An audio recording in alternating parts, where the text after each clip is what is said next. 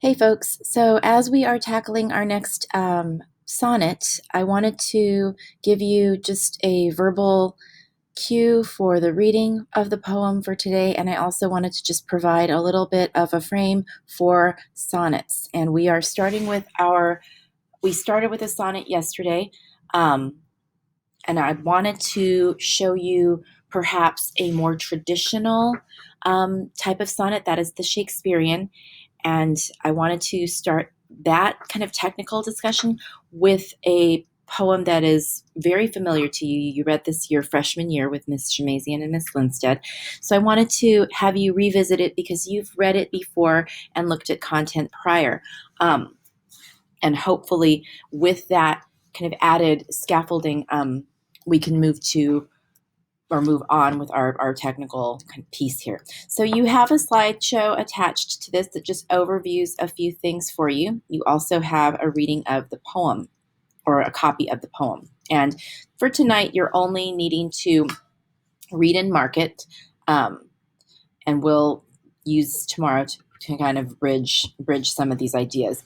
So first, let me start with a reading of the poem just so that you have a chance to hear it, because again, poetry is something that should be read aloud.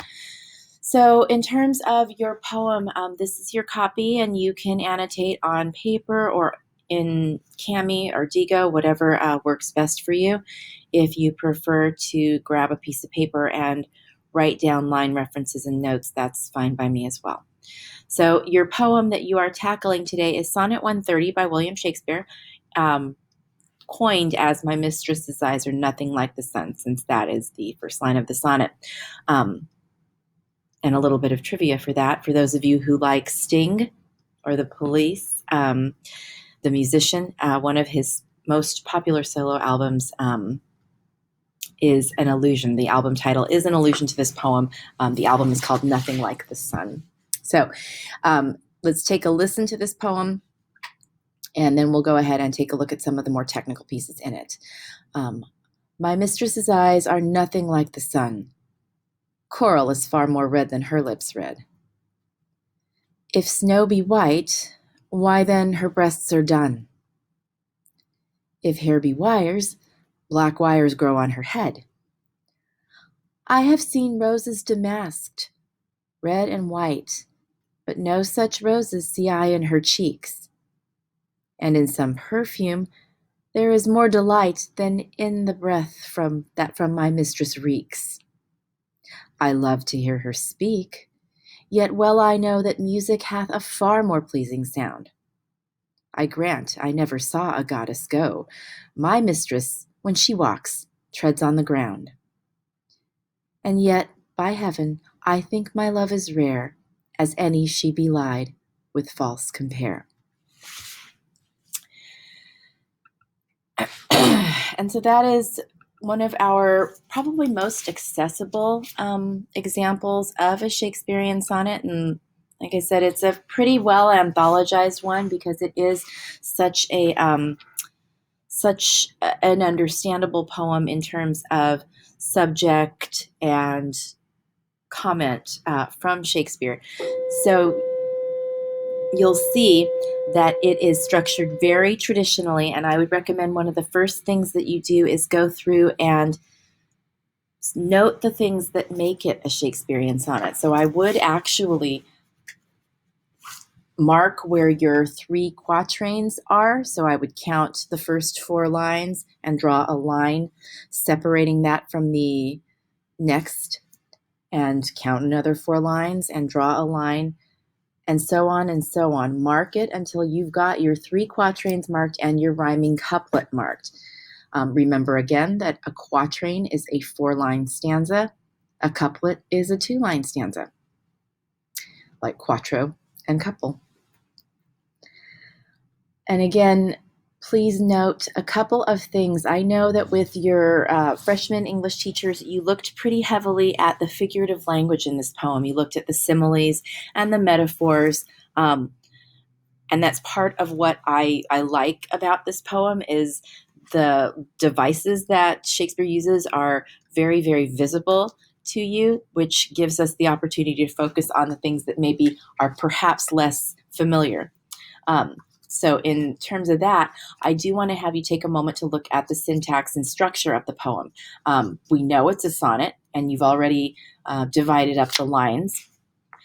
And what I'd like you to do now is take a look at denoting the rhyme scheme. And if you go back to your previous slideshow on sonnets, and this has the same coloring, it is from Monday, you'll see the rhyme scheme noted there, and we'll work on this in class as well. So please note that with this annotation, yes, you are looking at simile, yes, you are looking at metaphor and deeper meaning, but I also want you to mark it with regard to the rhyme that you're seeing in terms of our masculine and our feminine rhyme. And I've got the quick definitions there for you. You also have it in a slideshow from earlier this semester, or earlier this school year. I apologize. And so again, simple recommendations in terms of tackling poetry and sonnets. I would divide the stanzas up and mark the rhyme scheme, and we'll start on that in class as well. And in terms of starting to decipher the bigger meaning of a poem, I absolutely do recommend looking at each stanza and just making a bullet point note of the content of each stanza. When they are intentional in terms of their rhyme scheme, quite often dividing up a poem by stanza will help you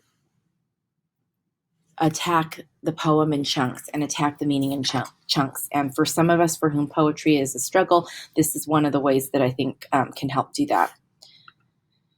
And so again, in terms of ways to attack the poem, I do recommend reading it once, a quick read, really short, not to worry about anything other than just to understand what the content is about. So for instance, in My Mistress's Eyes Are Nothing Like the Sun, our content is our persona talking or writing about the woman that he loves or the woman he's in a relationship with. Once you read it again, that's when you start looking at the deeper meaning. He's commenting on her beauty or maybe even the lack thereof, but notice the end there. He makes the comment that, and yet by heaven I think my love is rare as any she belied with false compare. There is this resolution at the end that suggests something deeper. No, she's not perfect, but maybe that's what makes her all the more precious to him.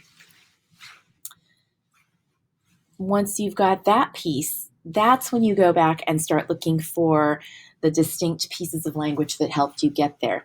So for those of you who are looking for perhaps a systematic way to tackle a poem, or a reading for that matter, that might be one of the tricks that I suggest. And again, we'll talk about this in class too, and I'm looking forward to it. But I wanted to give you a little bit of a reference point for later when you're tackling your own specific notations of this. So I hope that helps, and I will see you soon.